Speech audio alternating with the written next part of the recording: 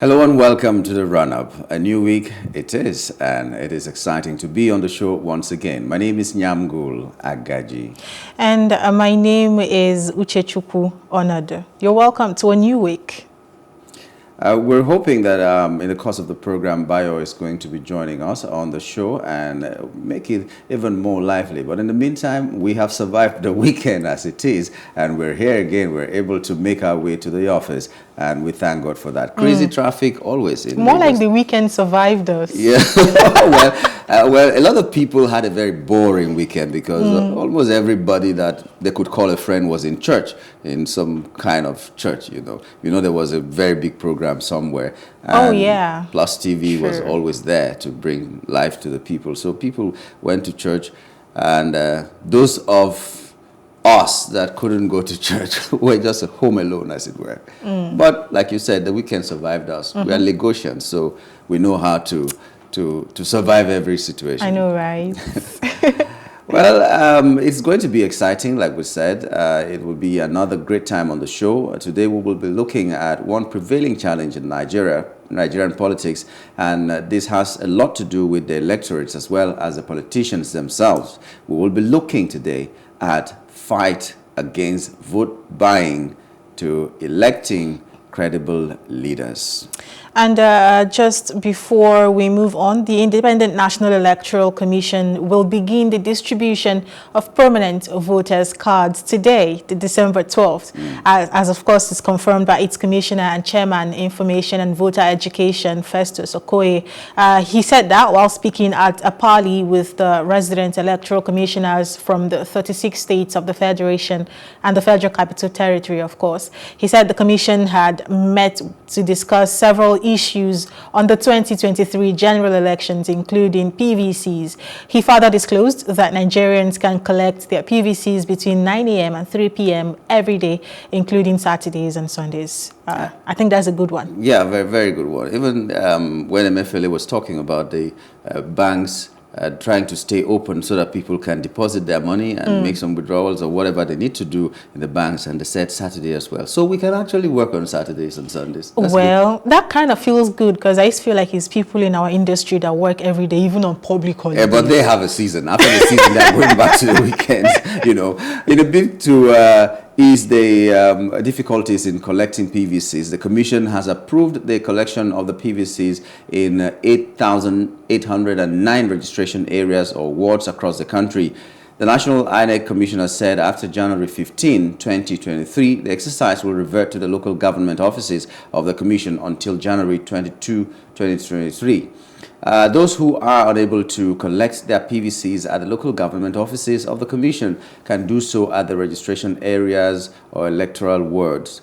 INEC had held a retreat in Lagos with its administrative secretaries and regs from the 36 states of the Federation and the FCT between November 28 and December 2, 2022, and finalized the procedure as well as the timetable for collection of PVCs. So, we'll keep reminding you from time to time because a lot depends on the actual possession of these PVCs by those who want a better Nigeria. It is not enough to be on a social media or any other forum for that matter if you can't actually vote on the election day. So instead of waiting so that in some local governments, they place the distance between one village to the local government headquarters is hours away. And now it has been brought to your ward. From now till the 15th of January, it will be in your ward. So close to you. What stops you? Just go there, get the cards, and by 2023, make a statement. Good morning, Bayo. We're wondering, nice to be here. we're wondering where you had gone to. And we're like, okay, the weekend swallowed you up. You didn't survive the weekend. It's good to have. I had become a candidate. Oh, would be nice, That would be nice. We know where Plus TV will vote if you become a candidate. No, I'm here. It was a slight technical problem. Oh, okay. It's understandable. Well, previous elections in Nigeria have never been without election malpractices in various forms. The outcomes have always been marred by such incidents as rigging, overvoting, ballot box snatching, stuffing of ballot boxes with thumb-printed votes, falsification of results sheets, and unleashing of thugs on political opponents.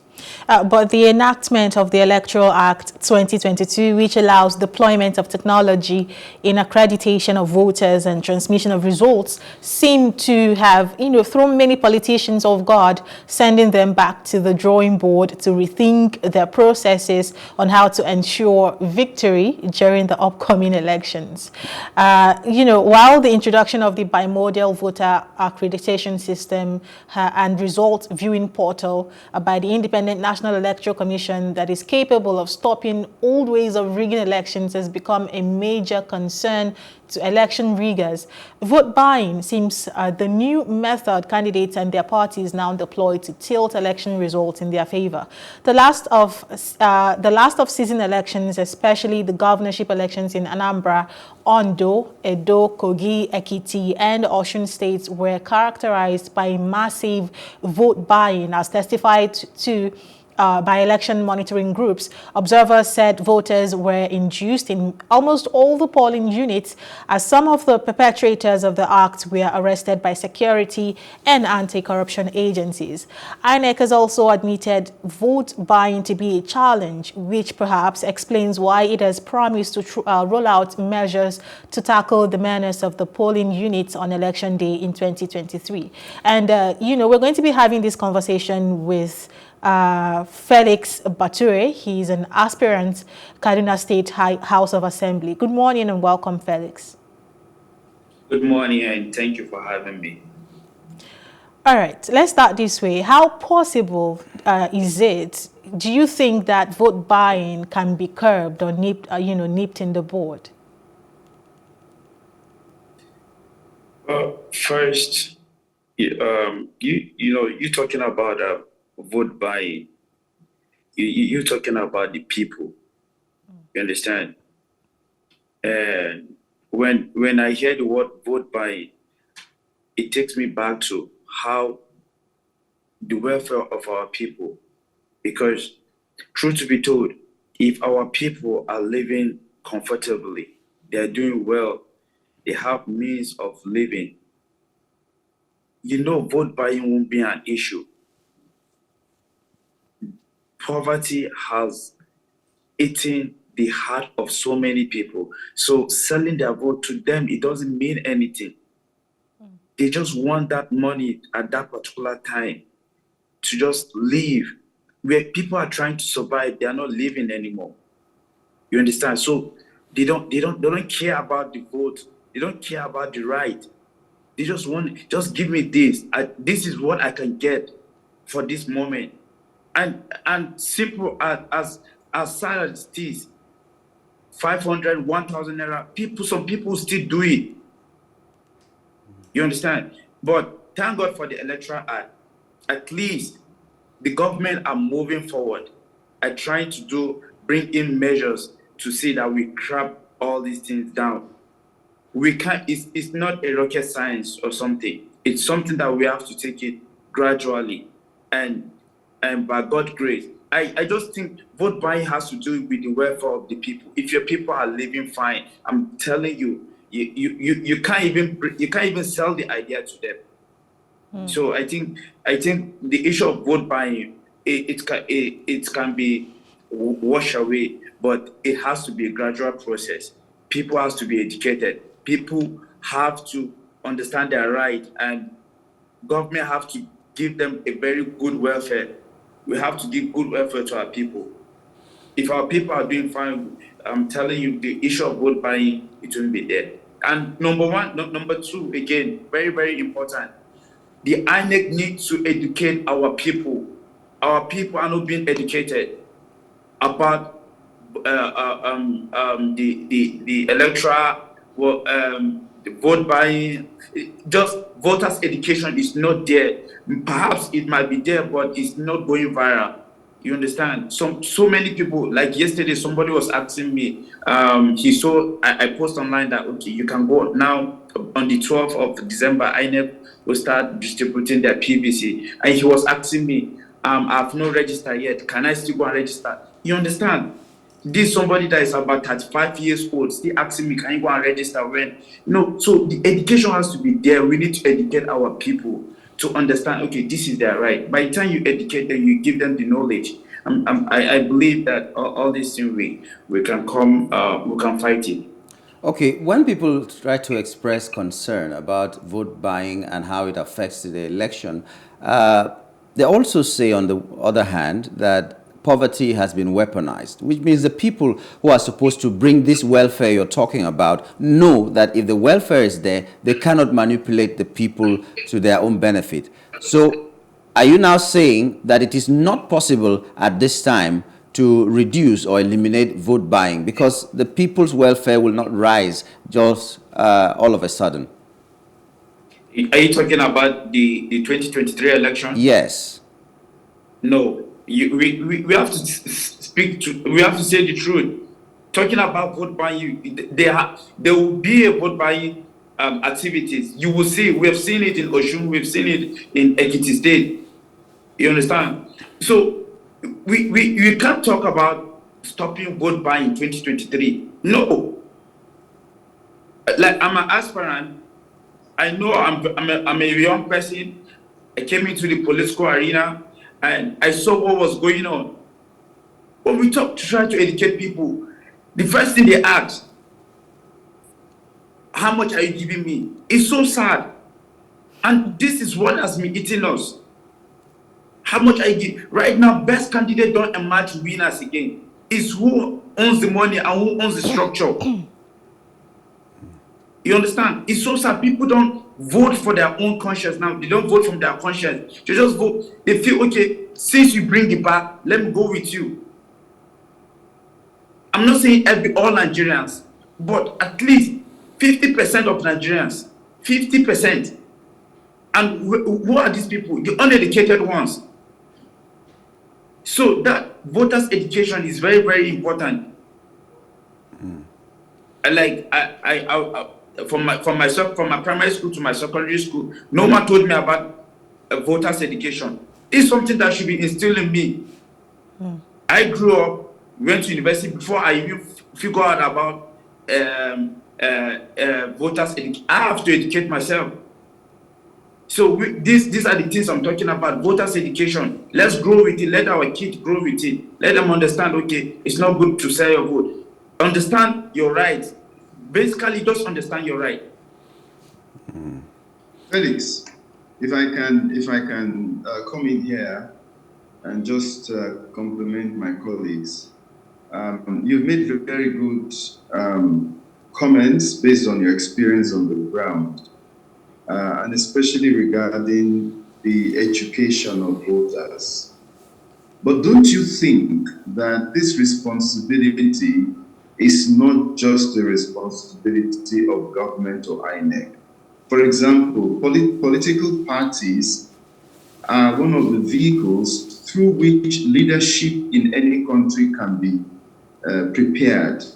You know, within the political parties themselves, they provide an opportunity to groom people for leadership and to elevate them. And political parties also have the responsibility to complement the electoral bodies in educating largely their own followers on the right things to do concerning the election, but also the general population at large. So don't you think that from what you have said, the political parties have failed? And it's not just, you know, because government publicizes elections. The INEC publicizes when people are supposed to register, the date. You would find that people will still wait until the registration is about to close. So what else can INEC do? So don't you think the parties themselves have failed in this regard? Yeah, actually, Mr. Adebayo, okay. Sir, what you just said, I like what you said, sir. The party has failed. Seriously, the party has failed. We need to say it the way it is. The party has failed. The party is a vehicle to assist the government to carry out its activities, because a leader comes to an office through the political party. And now, most of the political party, there is no voters awareness from the political party himself. I think what should be done is INEC should make it mandatory for political party to roll up their schedules on voters' education activities. Let's see your schedules. Roll it out.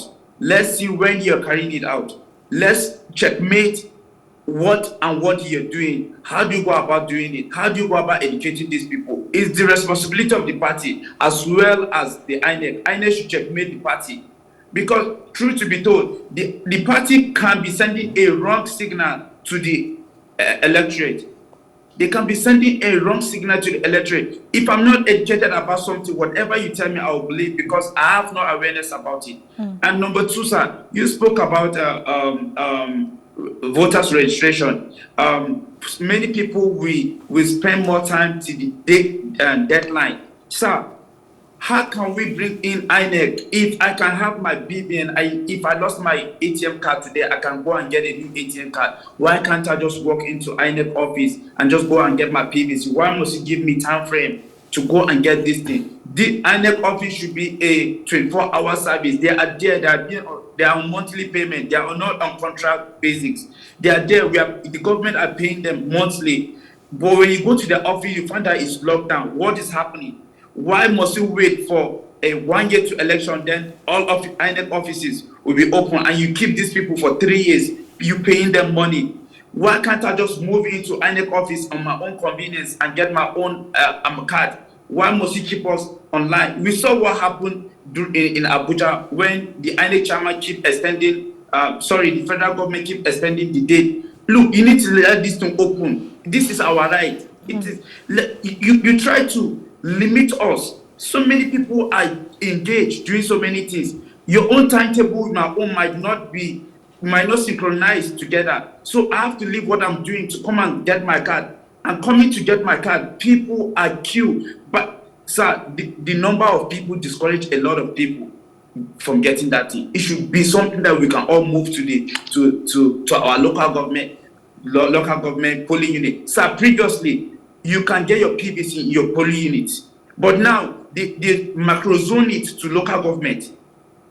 It is. Some people will tell you that I know what we did. We have to hire some buses to bring some people from far distance. They said they can't use their money to go and get PVC. After all, their vote don't count. These are the elements you're putting in place to discourage people. Why not allow them to go to their polling unit, which is one street across to their houses? Why must you bring macro zone it to local government? So these are one of the things that we must ensure that INEC should do. Let this thing open, encourage people, educate us. Let's go out there. The office is open. If you miss your card, go and get a new card. You don't have to wait for 4 years to get another PVC. All right. Okay, just a quick follow-up. Just a quick follow-up on that. Sorry, Uche. Felix, I hope you realize that there was a court judgment not long ago when some people went to court or someone went to court to challenge INEC for declaring that the period of registration for elections are closed. Yes. Okay, and the court ruled that INEC cannot stop registration. Yes. I'm just raising this because it tallies with the point you're trying to make about why INEC should only become so hyperactive 1 year to elections, and for 3 years it's like they're just quiet.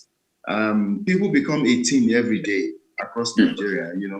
If somebody was 17 years yesterday, today is his birthday or her birthday, he or she becomes 18. And once you're 18, you can register to vote. So why can't that person, on the day that person is 18, walk into an INEC? Yes, exactly. You might say this person cannot vote in 2023 elections, just to make it easier for you to plan and organize. But you can't stop this person from registering. So don't you think you, as politicians, as political parties, you need to put pressure on INEC to change this pattern? This is a question I wanted to ask you.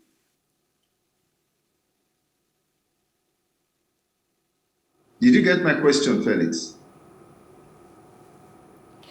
I think there's been an interruption with Felix.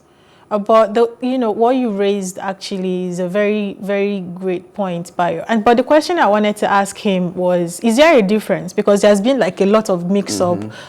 People, you hear people defending their favorite candidates, saying things like, "Yeah, you say they're throwing money around," but that is also part of campaigns. So we now, under the guise of campaigns, do a lot of things. And today we're looking at vote buying. So what is the difference? How do we know what is actual campaign funding, and then vote buying? You get, because I mean, these things come wearing caps. Changing hands.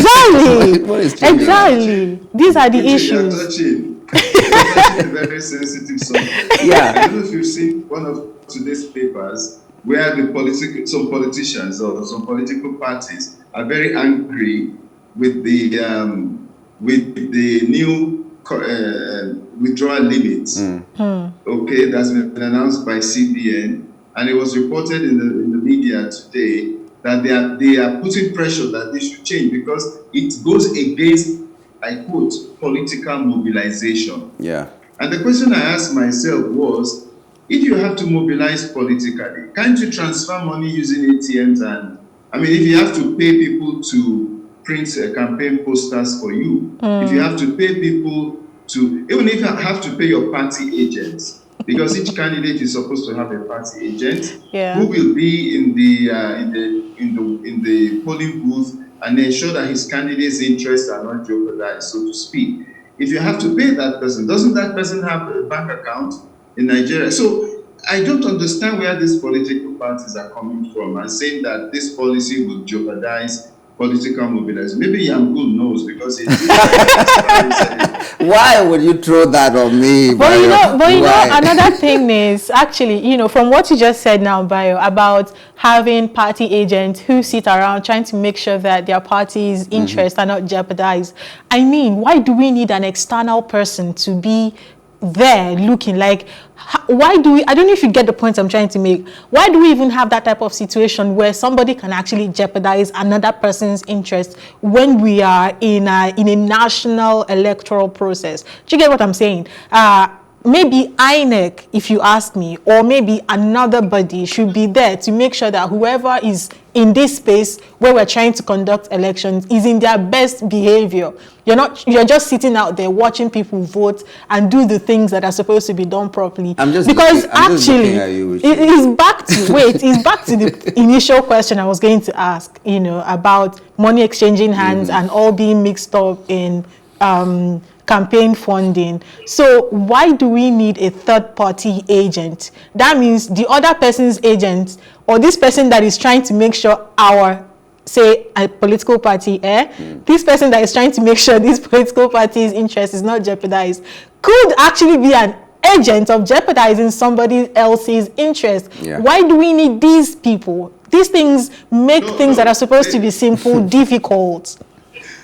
You have a point, but one quick addition is good. Felix is back, so he might be able to answer also this question about withdrawal limits. But the thing is that you still need party agents, because when the results are announced, the party agents have to sign, and Felix can correct me if I'm wrong. The party agents have to sign to confirm that the results which were recorded in that polling booth is a true reflection of what was counted. So you still need party agents, but I get the point you are making. That if they keep to the legal things or reasons for them being there, and not trying to get into some shenanigans, to threaten the other candidate's interest or whatever, that's definitely a valid, very valid.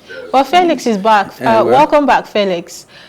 Thank you. All right. So, within that interruption that we had, we actually raised a couple of points. And I was going to ask you a question, which is, what is the difference? Because we hear a lot of things being mixed up all in the name of campaign funding. And then you see lots of monies, changing hands. But then, because of what we're looking at today, which is both vote buying and how to nip it in the bud, how do you draw a distinction between vote buying and actual election funding?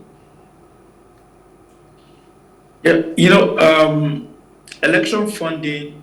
Thank God, INEC gave all political party a limit on how you can spend on your campaign. I think from House of Assembly, Rep, Senate, down to governors and president, they have a budget that you must not spend more than that. And I think the EFCC and ICP, they are on checkmate. They are checkmating all the, most of the candidates. Should I say most of the candidates? So talking about funding, campaign funding and vote buying. Campaign funding, these are money being used, for logistics and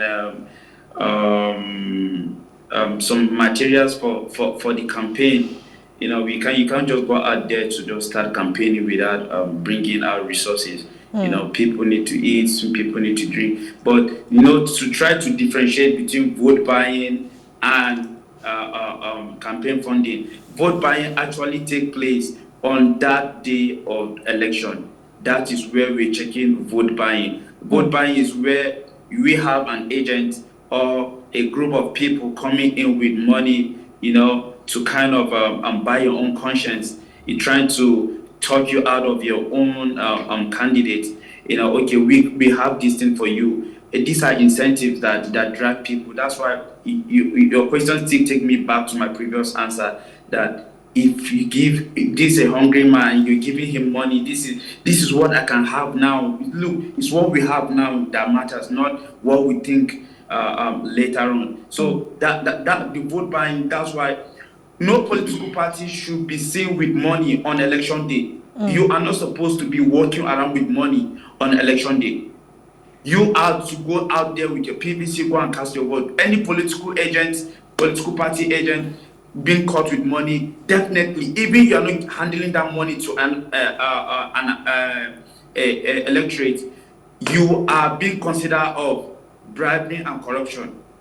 You are being considered as going to buy vote. We caught you with so amount of cash. What are you doing with it on this social day? So I think there's a difference between the campaign funding and vote buying. Vote buying happens mostly the eve of the election and the day of election. The day of election, that is where you get the voters. So it's easy for you to negotiate with them at the point of making their own decision.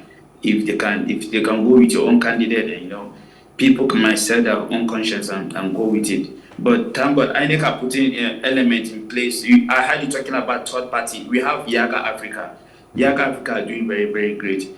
Trying to checkmate what is happening on each polling unit. To give their own personal report and correspond with INEC and stuff like that. Okay, let me just ask. Let me just a moment, because this is just a follow up. Some people have described some other actions of party chieftains, especially leaders in their various states, like the governors. Their activities of late, they have described them as vote buying as well. I don't know whether you see that as well. I give you an example. Some governors from, let's say, last month, payrolled a lot of people per polling unit. They were specific about it. Per polling unit, maybe you have like 25 people, and they payroll you. They'll be paying you a monthly allowance till after the election. Now, this is not on election day. It's before the election, and maybe just after the election, the things will stop. Will you call that empowerment, or you will also call it vote buying? First thing first, we need to be careful how we perceive things. I heard about the story. I saw it on news and I heard about it. But you can't conclude. You understand? You can't conclude. Vote buying, you have to be caught on the act. You have to be caught on the act. You can't arrest anybody for giving anybody's money or appointing anybody for a specific tax or anything. No, vote buying has to be at that very moment. At that very moment. It can take place anywhere. It can take place behind doors. That's why I'm telling you, vote buying, it's a difficult task Nigeria that has to fix. We have to fix. we have to be well doing before we can think about crapping vote buying, because the poor people are the target. I am telling you, the poor people are the target out there. I know what it means. We've been in the campaign train. We've seen a lot. Our people are really going down. But perhaps things are getting better by day. So talking about vote buying, stopping vote buying in 2023, it is not possible. It's a gradual process that we have to come through. So talking about the whole appointing people in polling unit, putting them on payroll on anything, no, you can't call that vote buying, because it's not, the person who did that was not caught on the act, and the person who was being appointed was not caught on the act of selling his vote. No, it has to be on a proven skill. Okay, we caught you. This is what you're doing. We saw you doing this. People were going left. You're trying to bring them right. So that to me, that's my own personal opinion. I don't know about maybe Adebayo has something to say. Okay. Bye, are you there? Okay. Yeah. Okay. You see, it makes it very complicated right now. Right now. So so Felix, let me just ask you before I'm going to ask you that important question. I had something similar as well, which is, let's go back to the party primaries. Okay, would you call the astronomical amount of money that candidates were being asked to pay to get nomination forms? What would you call that? Because if we say, I get the logic of your argument, and you were coming from a legal point of view. Yes, which at the end of the day is probably what would matter if somebody was charged to court, because you will have to prove that the person was actually buying votes.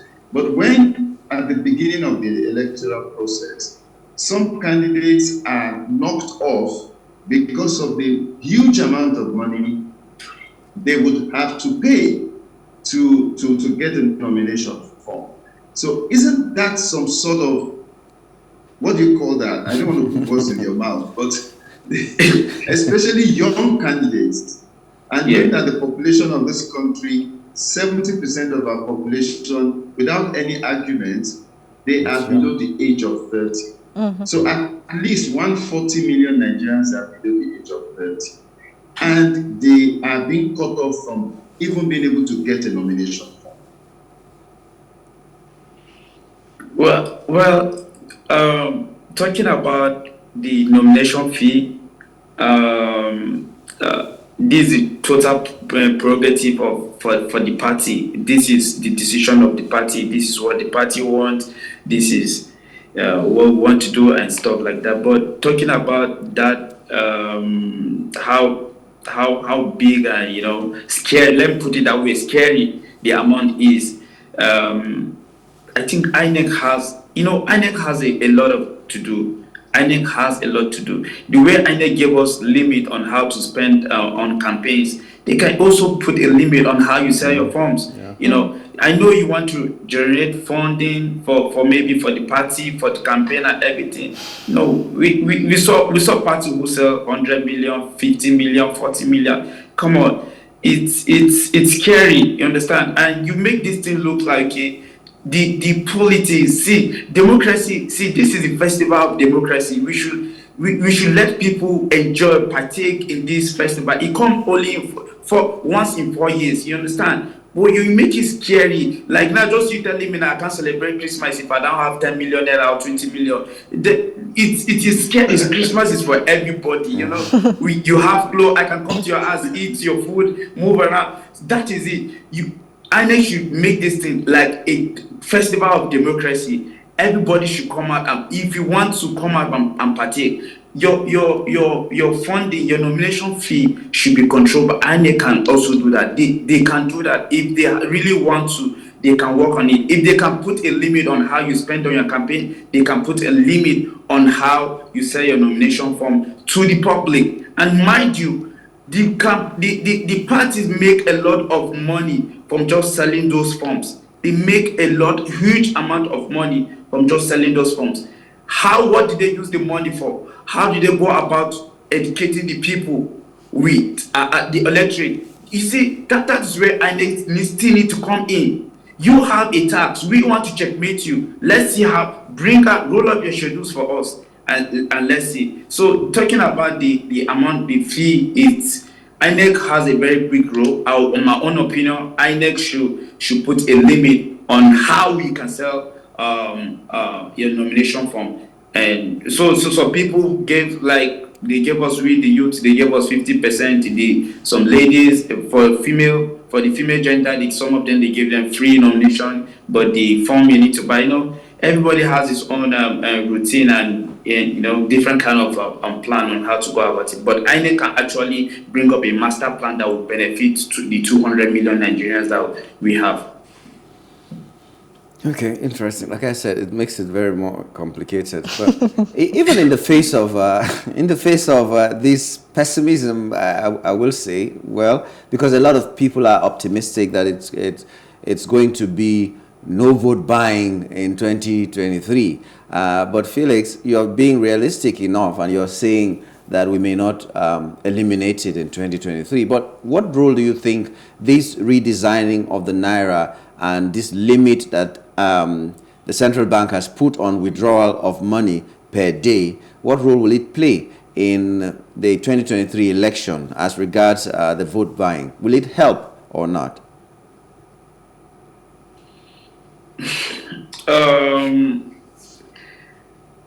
You changing the Naira and putting a limit on how the citizen we actually have access to their money.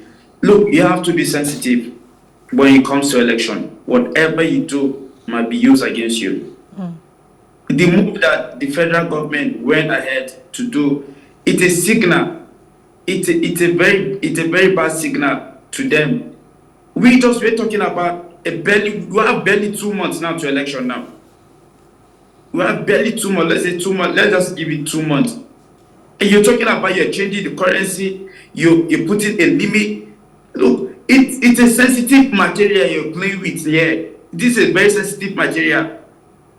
What happened last 2 years? Why didn't you change it? You understand? Look, you might have a very good plan. I don't know.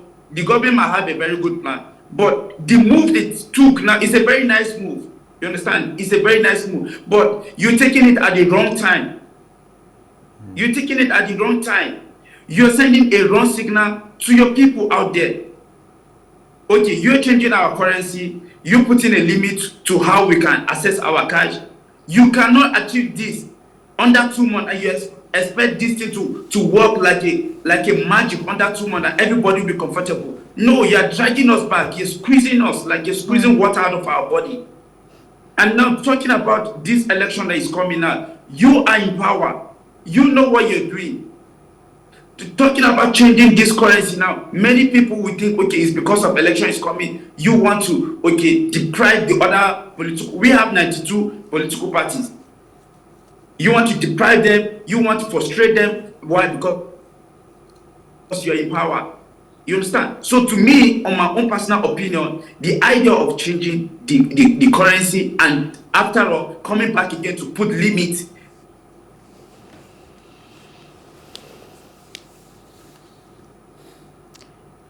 I think there's another interruption with Felix, and I could hear the passion with which he started speaking after you asked him that question about the Naira change. But Bayo was making a point earlier about the Naira change and the limit to withdrawals. Bayo, do you want to finish up on that idea that you had?